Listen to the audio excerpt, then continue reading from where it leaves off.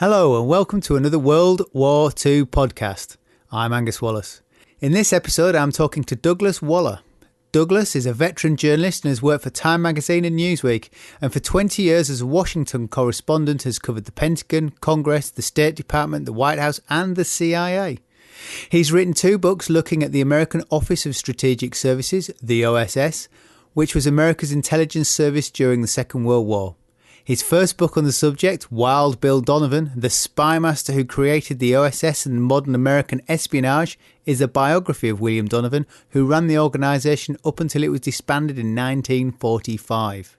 His new book, Disciples, the World War II missions of the CIA directors who fought for Wild Bill Donovan, takes a closer look at the activities of the OSS through the careers of 4 future CIA directors who were active during the war. But before we get started, if you're interested in World War II, why not follow the podcast on Facebook? I regularly post Second World War related stories, facts and news that I come across. I promise not to deluge your newsfeed. I try to curate only what I think is worthwhile. You can find me at facebook.com/WW2 podcast. If you have any insights, news or views, it would be a great place to share them. So Douglas, thank you for joining me. What surprises me is at the outset of the war in Europe in 1939, the United States did not have a central organisation for gathering foreign intelligence. Well, no, they didn't. There was no foreign intelligence service in the United States. There were small foreign intelligence units in the Army and the Navy, but they were largely dumping grounds for poor-performing officers. This is something that worried Franklin Roosevelt, particularly beginning in 1940, moving into 1941. He had no such service to speak of, and it worried him what he didn't know overseas. In fact, sometimes it literally made him physically ill, the unknown overseas. He decided to send William Donovan, First World War Medal of Honor winner, on several fact-finding missions to Europe. Why did he choose Donovan? They didn't necessarily seem like obvious bedfellows. FDR and Donovan certainly weren't political bedfellows. I mean, to back up a second, during the 1932 campaign, Donovan was running for governor of New York on the Republican Party ticket, and Roosevelt was running for his first term as president. Donovan was running against a guy named Herbert Lehman. He ended up, though, in the campaign saying as many nasty things about Roosevelt as he did against Lehman. At one point, he accused Roosevelt of being, quote, crafty. Nowadays, that's pretty mild compared to what, at least in American politics, they throw at each other. But back then, these were fighting words, and Roosevelt, for his part, had surrogates, including his wife, Eleanor, campaigning against Donovan in New York. So it's amazing then, fast forwarding to 1940, that these 2 guys came together. But what you had here is 2 very canny politicians who saw the value in each other. Donovan, even though he was a conservative Republican, he thought the New Deal that Roosevelt launched was a communist plot to take over America, was still a internationalist, a member of the internationalist wing of the Republican Party. He believed, like Roosevelt did, that America needed to build up its defenses and prepare for a war that he saw over the horizon, as Roosevelt did in Europe. So Roosevelt, in the summer of 1940, sent Donovan on a trip to England to answer really a simple question. Could Winston Churchill survive the war, or would Hitler overtake Great Britain? And this was a question that Roosevelt didn't really have a firm answer in his mind. So Donovan went to London and was given access to the highest levels of the British government, including an audience with Churchill. This was really kind of amazing because back then they didn't know whether Donovan, who was an Irish American, was an Anglophile or an Anglophobe.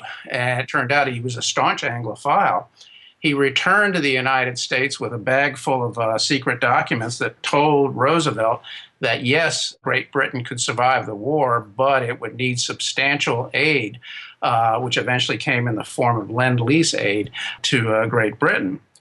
Roosevelt then sent Donovan on another mission in the winter of 1940-41, back not only to England, but also to the Balkans, the Middle East, and to Eastern Europe, again, to collect information for Roosevelt and also to deliver a private message, particularly to Balkan leaders behind closed doors, that Franklin Roosevelt did not intend to let Great Britain lose this war. And if you, a Balkan leader, were on the fence of which side you were on, and at that point they were, a lot of them were, just keep in mind that the winning side is going to be Great Britain.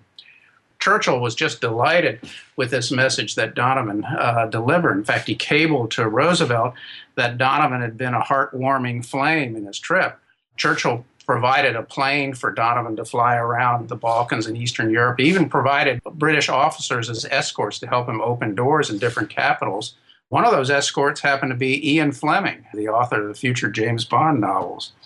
The State Department, on the other hand, wasn't too pleased with Donovan's trip, because here you had an American citizen who had no government or diplomatic standing either in the U.S. government or the British government, strong-arming Balkan leaders behind closed doors. In fact, the State Department officials considered whether Donovan should be prosecuted for violating the Logan Act, which is an American law that prevents a private U.S. citizen from negotiating on behalf of the U.S. government. But as I say, Roosevelt was delighted with Donovan's work here because he had no foreign intelligence service, no eyes and ears to speak of overseas, that could really tell him what was going on. So Roosevelt then did he ask him for a proposal for setting up a foreign intelligence service once he got back? Roosevelt did. He asked Donovan to set up or draft for him an idea for a foreign intelligence service. In July of 1941, Roosevelt signed an executive order, a very vaguely written document. It was only like a one-page document saying that Colonel Donovan, which had been his World War I rank during the war, is going to set up what was called the Coordinator of Information. A year later, it would be called the Office of Strategic Services, or the OSS. And that this organization would collect information of national security importance and would do other unspecified things for the president.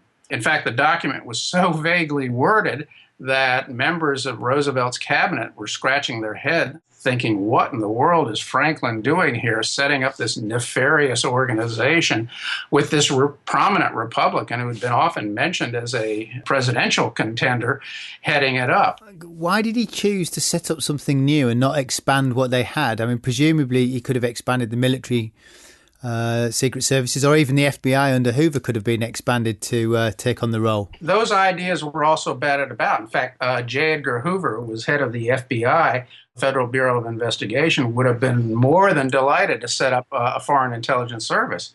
The Army and the Navy, particularly the Army and General George Marshall, who was Chief of Staff of the Army, wanted no part of this organization that Donovan was setting up. He thought it was a plot by Donovan to set himself up as an intelligence czar to take over Army and Navy intelligence, which, oh, by the way, was exactly what Donovan had in mind if Roosevelt had let him do it.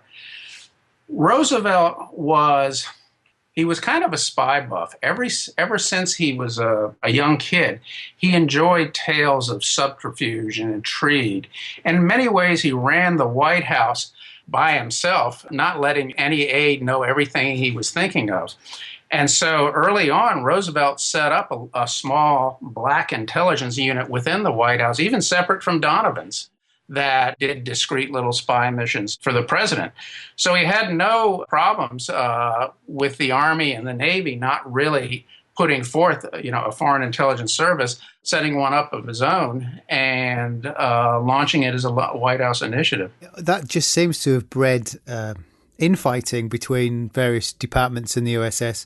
Did that affect the efficiency of the organization? Oh, it created incredible infighting within the U.S. government. I mean, you had senior officers in the Army and the Navy who believed that Wild Bill Donovan was as much a threat to the United States as Adolf Hitler was. Donovan, in fact, at one point said that his political enemies in Washington were as great as Adolf Hitler was in Europe, and that was really the case. I mean, Hoover wanted no part of his organization. General Marshall eventually accepted Donovan's OSS, saw a value in it and the intelligence it produced. But there were senior officers, senior generals under Marshall, particularly in the intelligence field, who considered the OSS a hydra-headed organization. In fact, that was their adjective for it, and a threat to U.S. military interests. In fact, the infighting got so fierce that at one point during the war, the Army set up its own foreign espionage unit behind Donovan's back. Didn't tell him anything about it. And this unit not only collected intelligence overseas behind Donovan's back, it spied on Donovan's officers. It even collected information on the wives of Donovan's officers. I wonder if British intelligence had the same sort of problems. I found that really quite staggering, how they were kind of almost all pulling against one another rather than necessarily pulling together. The short answer is yes. The British Secret Intelligence Service, its MI6, had a lot of turf battles with the British Special Operations Executive, SOE. In fact, it was like a four-dimensional chess game with the United States and Great Britain. So very often Donovan was aligning himself with the Special Operations Executive, which was operating at cross purposes with Stuart Menzies and the MI6. In the U.S. case, Donovan, for example, had access to Ultra, the British code-breaking capability, direct access to its take.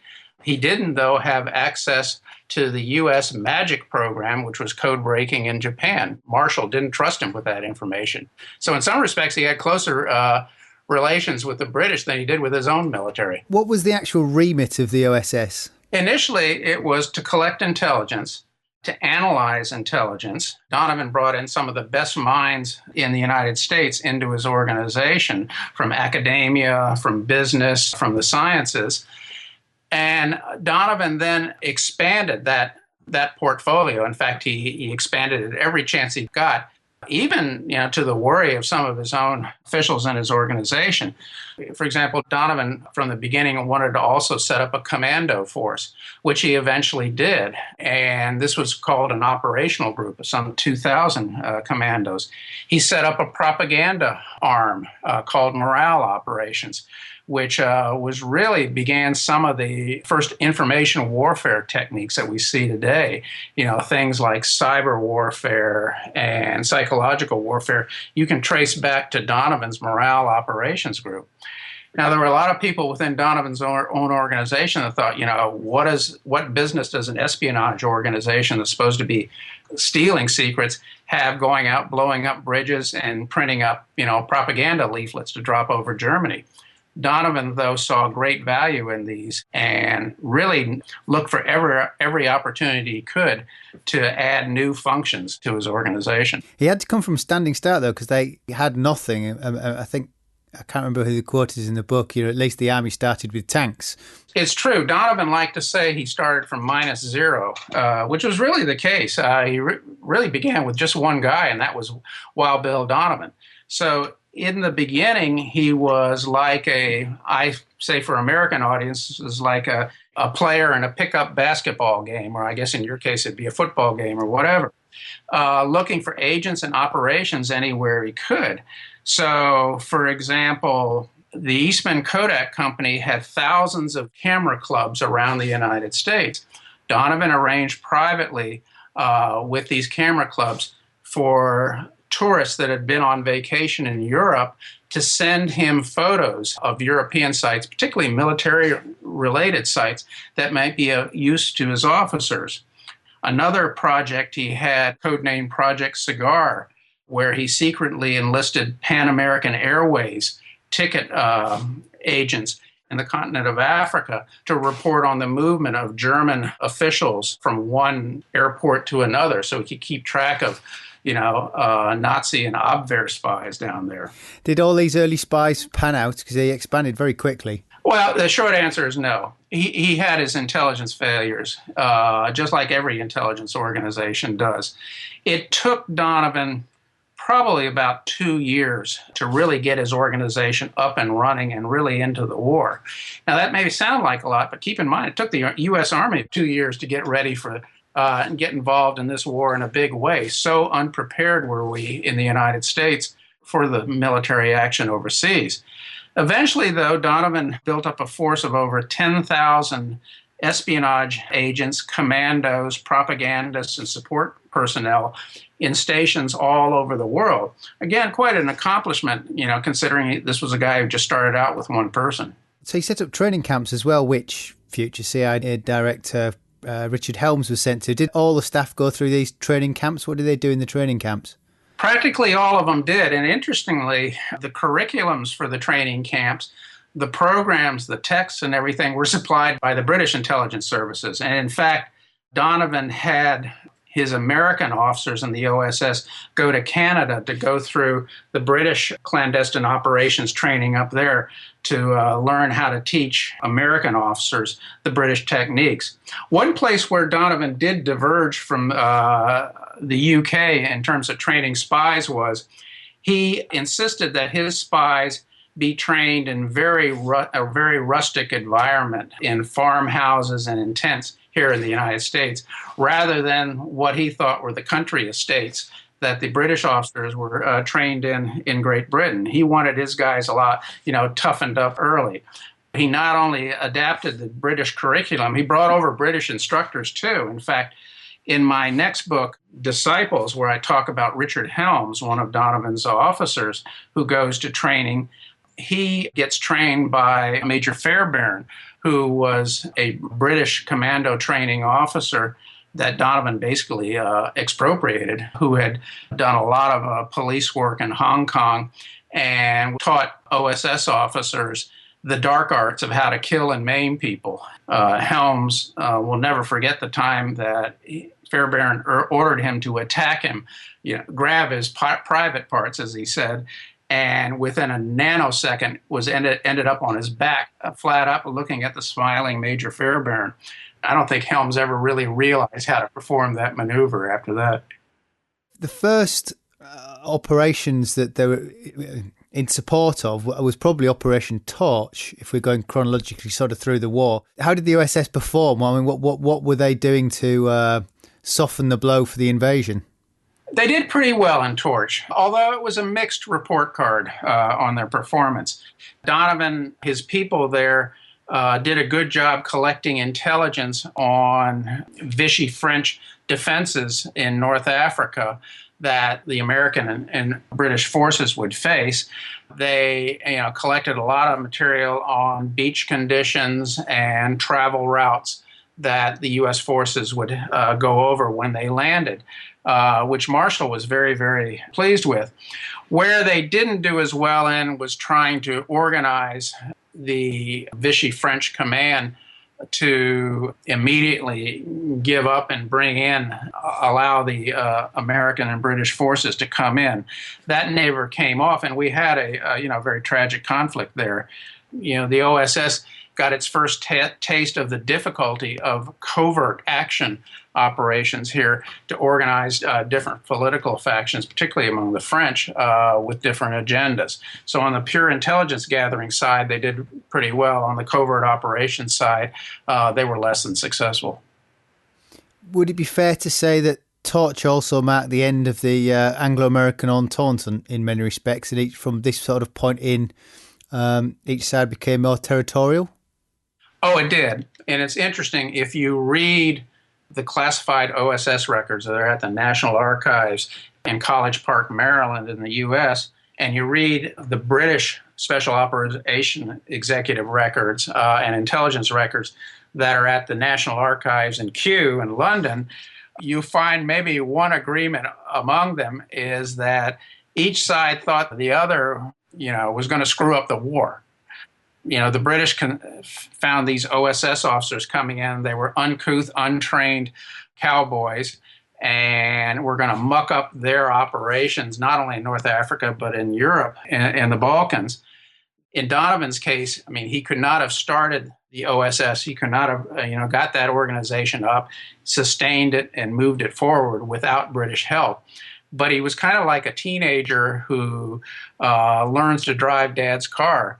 Once he starts driving the car, he wants to drive it without dad, which is exactly what Donovan intended to do. basically what I think the British intelligence and special operations forces wanted was for Donovan's OSS to become an adjunct to the British organization and serve its needs, providing transportation, bodies for this and that operation. And Donovan was going to have no part of it. I think that's how the British would have liked the American army to have been as well. Very much more how the British saw the Indian army. You supply the men and we lead. And that caused a lot of troubles later on. Another OSS operative to become CIA director was Alan Dulles, who operated out of Switzerland. Probably the biggest success for the OSS of the war. How did he go about it? Well, he was probably the premier intelligence officer for Donovan. And it's interesting because Donovan and Alan Dulles had a complicated relationship. Of course, Donovan had complicated relationships with a lot of folks. Dulles was a prominent international lawyer from a New York law firm. When he was first approached by Donovan's organization, this is before the Pearl Harbor attack, he was kind of standoffish to, what Donovan was doing. After the Pearl Harbor attack, he signed on with Donovan. He immediately was sent to New York City, which became actually an important intelligence base for the United States because you had a huge refugee population and foreign population coming into New York City. It's the headquarters for all the major financial institutions. So it was a perfect place to begin setting up operations that could be transplanted to Europe. Eventually, though, Dulles talked Donovan into allowing him to go to Bern, Switzerland, to set up a station there. Just after the Torch invasion in November 1942. The reason Dulles wanted to go there was Donovan's first offer to him was to serve in the London station, the OSS station in London, under David K.E. Bruce, who was the station chief there, but Dulles didn't want to serve under anybody. And he thought if he could get to Bern, Switzerland, which would soon be isolated, he could run his own show and nobody would be there, popping in and out to bother him on his operation. So, and that's basically what he set up in Bern, Switzerland, was what amounted to a mini CIA at that point. In fact, there was no station chief in the OSS or in the future CIA that set up such an autonomous organization as Alan Dulles did in Bern, where he not only collected intelligence, he also funded covert operations, special operations in France. He set up propaganda operations, not only in France, but also in Italy. And he also did a lot of secret diplomacy out of Bern, Switzerland. His most notable effort was the secret effort to achieve a ceasefire in northern Italy just ahead of the final armistice. What surprised me about his operation was that I hadn't realized that anybody knew about Operation Valkyrie, the Hitler assassination attempt, yet somehow he sort of knew that was bubbling along. A lot of the intelligence on that first came to him from a dissident officer within the Abwehr. This is the German military intelligence service, who was a conduit to the German dissident movement within the German military, the Wehrmacht, and also other political elements that was looking for American support if a German cabal could overthrow Hitler. And Valkyrie eventually became that plot that tried to overthrow Hitler. And we all know Valkyrie from the Tom Cruise movie. What the movie never mentioned was that Dulles was being kept apprised of Valkyrie through much of its development and formation. Interestingly, he didn't know anything. He'd heard of the name Klaus Stauffenberg, who was eventually the final kind of chief organizer of the plot. He didn't know he was going to play such an important role, but he was getting regular intelligence from the German dissident movement on the moves they were making and also the requests they were making for American support for their effort. So when Valkyrie happened, this was in July of 1944, Dulles knew an awful lot about, the lead up to it, so he wasn't surprised. Of course, he was shocked by, the fact that the plot failed, and the Gestapo, which had been totally inept in uncovering the plot ahead of time, was very efficient afterwards in, wiping out not only the Valkyrie plotters, but thousands of other potential political opponents or dissidents who might remain. yet didn't Dulles somehow manage to get his man out? He did. This was the Abwehr officer who was involved in the plot and was in Europe to see the plot unfold. And when it didn't, he escaped. His name was Hans Baron Gisevius, Major Gisevius. He escaped and managed to get out of Germany and back into Switzerland with the help of Dulles, who provided, through his agents, forged passports and other Abwehr ID so he could get out of there. Dulles had no background in intelligence gathering. Yeah, he got himself sent to Switzerland, and he had another big success with, is it Fritz Colby, who worked in the Foreign Office in Sweden. Now, he'd already approached the British, who turned him down. Do you think actually Dulles was just got lucky, but saying yes to people and ran with it very well, or was it skill?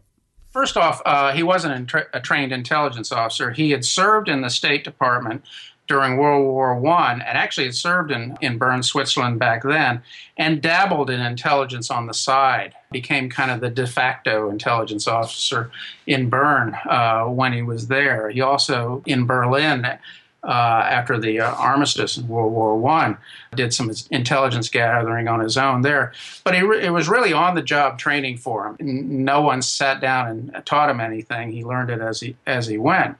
When he got to Bern, Switzerland, he didn't have time, and Donovan, his boss, realized he didn't have time to slowly build an intelligence network, an underground clandestine force of operatives to begin spying on the Nazis. He had to do it right away. So basically, he hung his shingle out, literally out of his apartment, in effect saying spies are welcome, and anybody can walk in.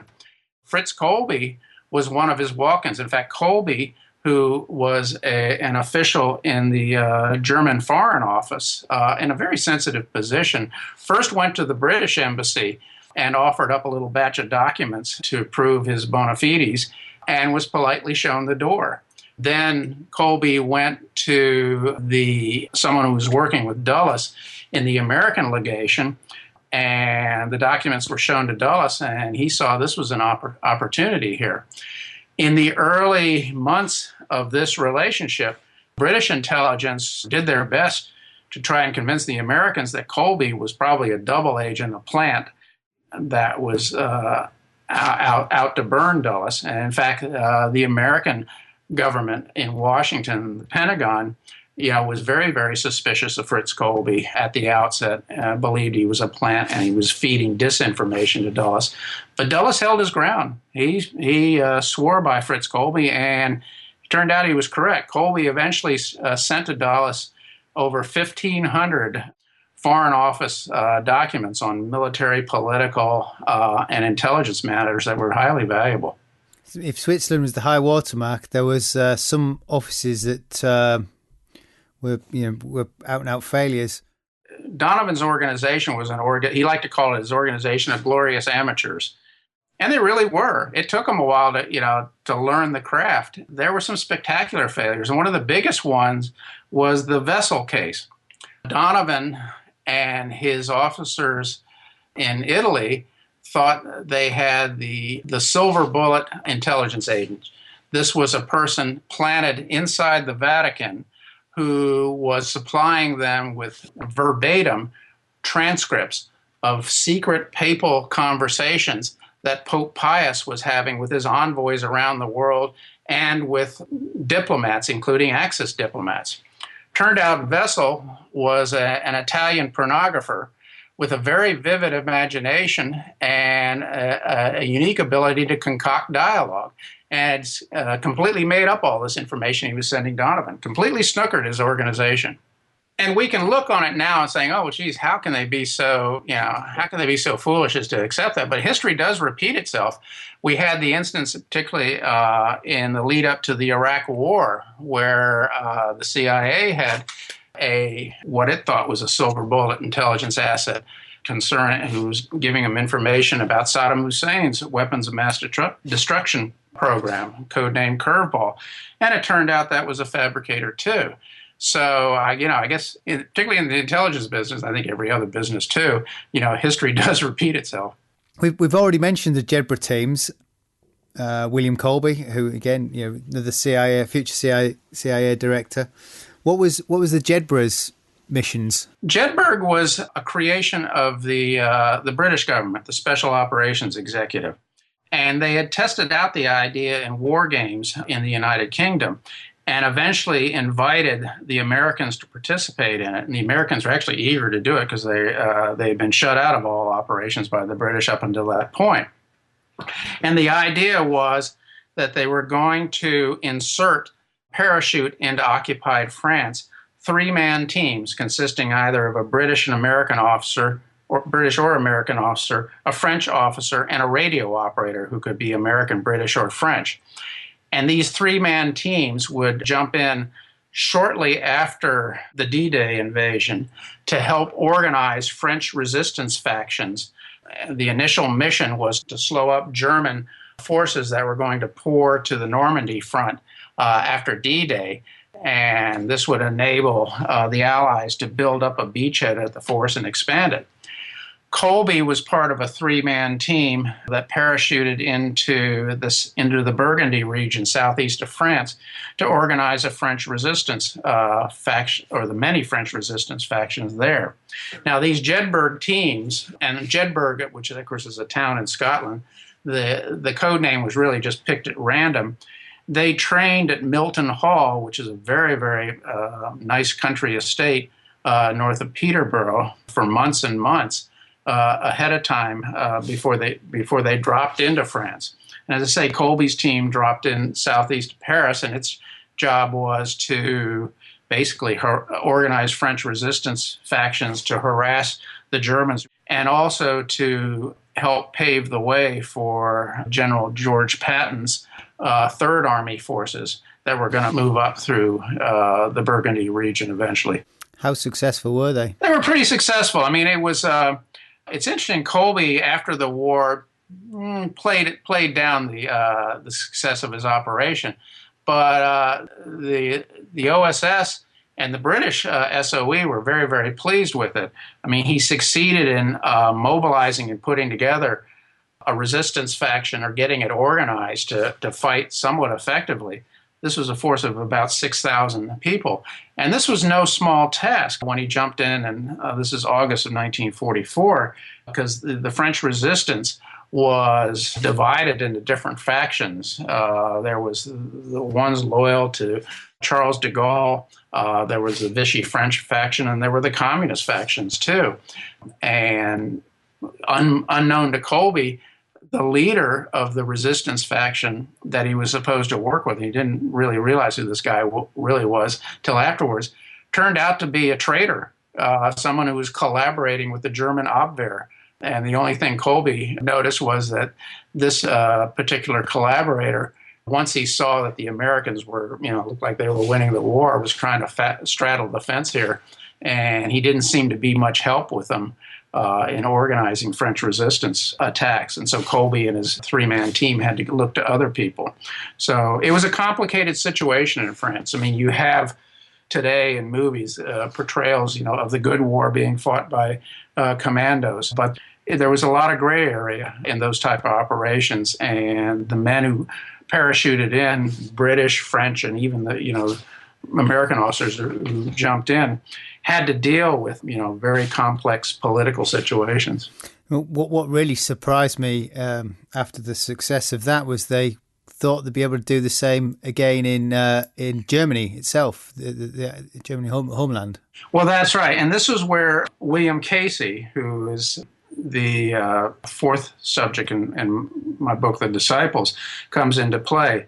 Bill Casey was basically a number cruncher in Washington, had even less intelligence experience than the other three, but was very, very energetic and caught Donovan's eye there, and had an ability to write reports succinctly and quickly, which you need in the intelligence business, and was a good organizer. So Donovan sent him to London, where Casey, without really any defined role, began to insinuate himself in practically every OSS operation in the London station.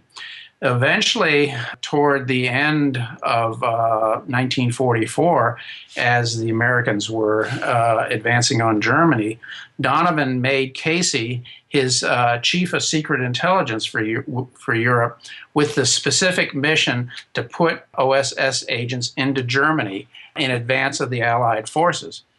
Casey was only 31 years old at the time. I mean, basically a young kid, and that was given this huge responsibility. And he scrambled to put together something like over 100 missions into occupied Germany in the waning months of the war. The British decided it was too risky. I mean, what was their what were they trying to achieve? Well, that's the thing, and I think the British, not only the British, but there are people within the OSS that thought this was a risky idea, including Allen Dulles, who didn't think much of Casey's operation, and the reason being that even in the final stages of the war, Germany was one of the most efficient and ruthless police states in the world, and so, unlike when you're jumping into occupied France, you could find a safe house there. You could find French citizens who would be willing to help you and hide you out, feed you, and keep you sustained with your attacks. The agents jumping into Germany had no type of support structure, very few safe houses, and were largely operating on their own. Allen Dulles thought Donovan was being incredibly naive. He thought that the way to get intelligence out of Germany was to use Germans in place and get that information. And that these teams, whatever sabotage they did, let's say the German war industry, would pale in comparison to the massive bombing that was already going on by the Allied Air Force. But Donovan was insistent on this. And I say the British were skeptical of it too. Interestingly, once Casey's organization got rolling, the British, particularly the Special Operations Executive, got their own infiltration operation rolling too. They didn't want the Americans to jump ahead of them.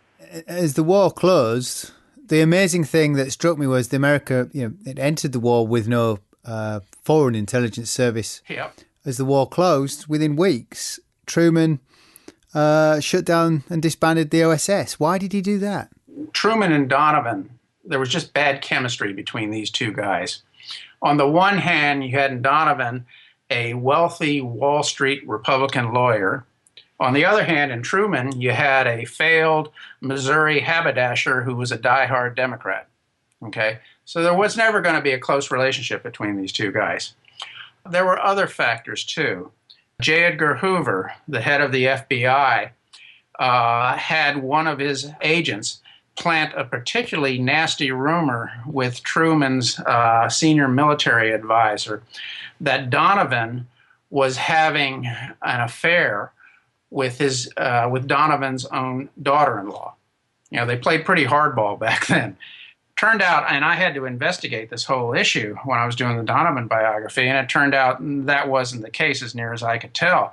There was no evidence that was the case. But Donovan had a number of affairs over the years, and it was common knowledge in Washington political circles and in his hometown of Buffalo, New York, and among the within the military and the FBI. So it was probably no difficult task getting that rumor to Harry Truman. There was another issue that soured Truman on Donovan. Remember, I mentioned that secret organization that the U.S. Army set up, military intelligence organization overseas behind Donovan's back. It was nicknamed the Pond.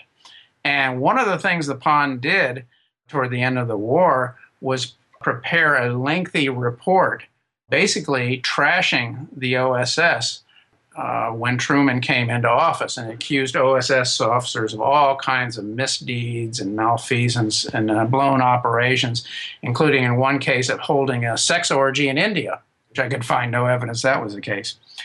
That report landed at Truman's desk, and it quickly soured him on continuing the OSS after the war, which is what Donovan wanted to do. So at the end of September of 1945, Truman signed an executive order that closed down the OSS and parceled out its functions to the Pentagon and also to the State Department. Now, Harry Truman was not deaf and dumb to the threat he faced overseas and the need for foreign intelligence, particularly as the Cold War is heating up with the Soviet Union. He just didn't want Donovan or his OSS to be any part of it. So Truman eventually in 1947 did form the Central Intelligence Agency, the CIA, which was patterned, interestingly enough, on the post-war intelligence service that Donovan had in mind. Do we know how many people they rehired? There were quite a bit, including Allen Dulles and Richard Helms, who joined the CIA after the war. Richard Helms, he went into World War II thinking he was going to be a newspaper publisher, learned to be a spy and found that was a lot more interesting than publishing newspapers, and so he joined the CIA. Dulles went back to his law firm in New York and practiced law for a while and was bored silly with it and eventually joined the CIA as a deputy director. Bill Colby, after he came back from the Jedburgh Commandos, the OSS Commandos, went to law school and actually joined Donovan's law firm as a lawyer for a while and found that incredibly boring and went into the CIA as well. And the same thing happened with Bill Casey, who returned to New York intent on making his fortune, as Donovan had made his fortune. And then he wanted to move back into foreign policy and national security and eventually became Ronald Reagan's CIA director. But in the beginning, yes, there were a lot of former OSS officers who joined the agency. And in fact, they became the nucleus of the early post-war CIA. And in the final analysis, how do you think the OSS did? Did it achieve its remit? It's interesting, and people have asked me this, did the OSS win the war? And short answer is no. Did the OSS shorten the war appreciably, change its outcome? Again, the answer is no, too. But that's setting the bar awfully high. There were incredibly large forces at work in World War II that won that war. Okay. First off, British resistance, which certainly can't be discounted. The United States entry, the U.S. industrial capacity, which could produce, more arms than Hitler and Japan could ever hope to produce. The Army Quartermaster Corps, the Navy Supply Corps, which transported, along with the Merchant Marines, all those arms to Europe to crush Adolf Hitler. And, oh, by the way, the atomic bomb. Did Donovan's agents, his spies and saboteurs and everything, did they contribute to the war? Yes, of course. So did the sailor in the Pacific, Rosie the Riveter in Los Angeles, and, the GI on the beaches of Normandy, too. Thank you, Douglas. Douglas's new book, Disciples, The World War II Missions of the CIA Directors Who Fought for Wild Bill Donovan, is now available, published by Simon & Schuster. Doug and I hardly scraped the surface of the OSS activities. I can highly recommend it. In case you don't have a pen handy, I'll put a link on the website www2podcast.com. Well, that's it for this episode. Don't forget, find me on Facebook. I'm WW2 Podcast. Hopefully we can share some World War II stories, news and views. I'm Angus Wallace, and thanks for listening.